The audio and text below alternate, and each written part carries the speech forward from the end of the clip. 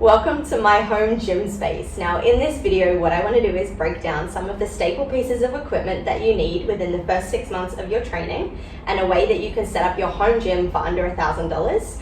So often what I see when people set up their home gyms is they buy all of this equipment that they never use and it ends up collecting dust. So what I wanted to do is break it down for you guys and give you the staples that you need when you are starting out on your fitness journey. Beyond the first 6 months, you'll find that your consistency and your training has developed and you may want to get some more equipment down the track. But this is a really fantastic place to start, and I'm going to go through and break down all of the different equipment and the flooring, and then in the description you'll also find a link to the site guide, which is going to break down things a little bit more and also give you some links to where you can purchase this equipment.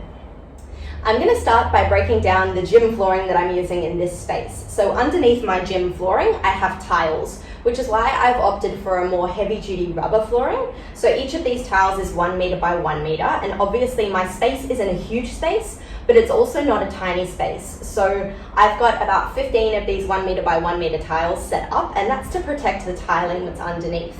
If you're working in a space that's carpeted or doesn't require something so heavy duty, you could always opt to just use a yoga mat or get some jigsaw pieces as well. And again, I'll have the links to those pieces of equipment in the site guide as well. Okay, now I'm going to take you through all of the different pieces of equipment that we use within the first 6 months of the Wild Fox Way method. So the first piece of equipment is a really simple staple piece. It's called a dowel rod, but you could also use a broomstick as well. And this is a really important piece of equipment when it comes to posture, setting up exercises, and bringing yourself into practice with different technique before we load it up with weights. So this is an inexpensive piece of equipment that was purchased from Bunnings. But like I said, if you've got a broomstick lying around, that will do the job as well.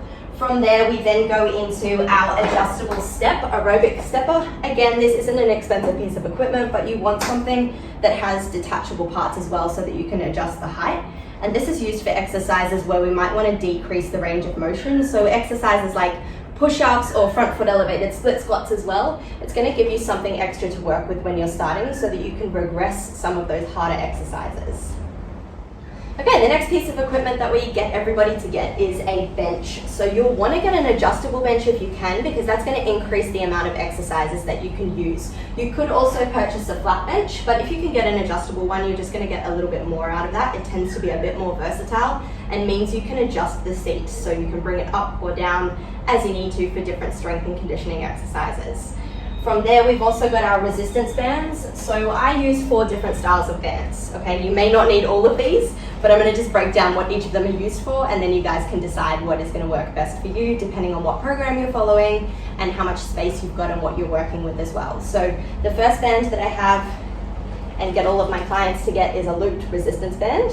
So these come in lots of different strengths and varieties as well, and the great thing about having a looped band is that you can attach it to pieces of equipment and start to work on range of motion joint work as well. Resistance bands are really fantastic for loading up any kind of body weight exercise and really developing that base level of strength.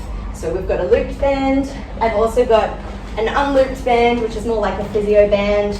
I tend to prefer for you guys to get something that's a little bit more heavy duty, because you can always change the resistance by adjusting the position of your hands. But as you get stronger, you're going to find that you want something that is a little more heavy duty as well. So if you find something that's got a little bit of resistance in it, you're just going to get a bit more out of your training as well.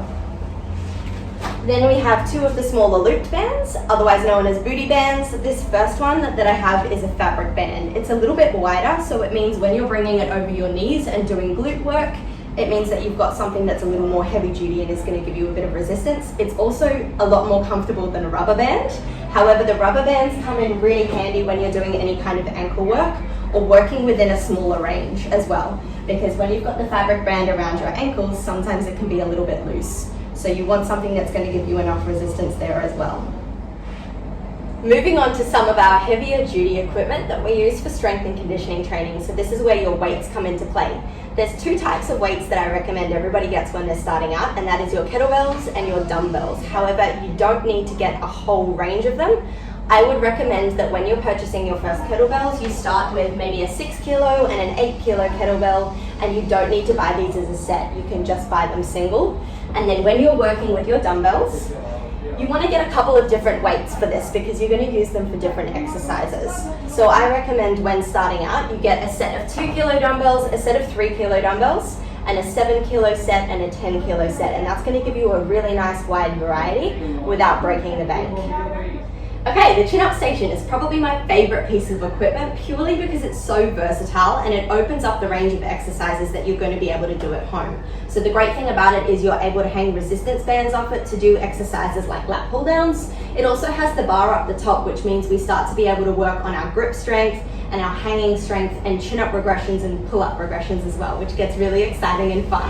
Then on the other side of it, you've got a station to be able to do dips and abdominal work, and then at the bottom most of them will also have handles for you to start developing your push-up range if your wrist mobility is a little bit weak as well. So I'm a big fan of a chin-up station, and if you have the space and the height to be able to do it, it's actually quite an inexpensive piece of equipment which people don't expect. So highly recommend getting one of these when you're starting out on your journey.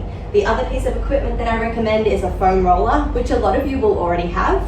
This is a really great tool for recovery and for getting into your deep tissue, so your fascia, and releasing that as well, just so you can recover and get the most out of your training too. And then lastly, any other bits and bobs that you might want, for example, skipping ropes and fit balls and ab rollers and things like that, will all be dependent on the level of skill that you have and the level of understanding you have around your own programming and training. So there's a few other staple pieces you can get, but there's always things you can add as you go deeper and deeper into your health and fitness journey. But for now, this is a really fantastic place to start. And if you have any questions or comments at all, please leave them below, or head over to the website www.wildfoxway.com and feel free to leave me any questions there as well. Happy to help in any way that I can.